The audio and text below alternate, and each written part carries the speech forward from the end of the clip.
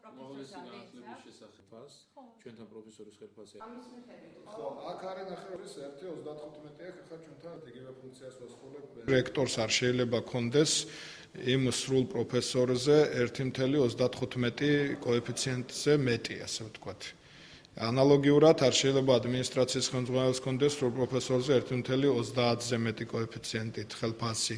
ასევეა ხარისხის სამსახურის უფროსებზე, მაგრამ ხარისხის ხელფასები მიმებულია ასოცირებული პროფესორის ხელფასზე და ასეთი რანგირება გაკეთდა და შედეგად მივიღეთ, რომ რექტორს ადმინისტრაციის ხელმძღვანელის მოადგილეებს მოაკდათ ხელფასი და ხარისხის სამსახურის უფროს თქვათ, მაგრამ ამავე დროს დეკანებს და ფაკულტეტის ხარისხებს გაეზარდათ მაგალითად, ბიუჯეტში დიდი ცვლილება ამით არაფერი არ მომხდარა. უნივერსიტეტმა განსაზღვრა წარმომადგენლობითმა საბჭომ დაამტკიცა ეს ხელფასები, რომლებიც ეხლა მოქმედებს პროფესორების. პროფესორის ხელფასი თავისთავად დამოკიდებულია უნივერსიტეტის ბიუჯეტთან და აღნიშნული თანხმდება საქართველოს განათლების და მეცნიერების სამინისტროსთან. და ამ ყველაფერთან გამომდინარე შესაძლებელია რომ ყოველწლიურად იყოს ხელფასი ცვალებადი.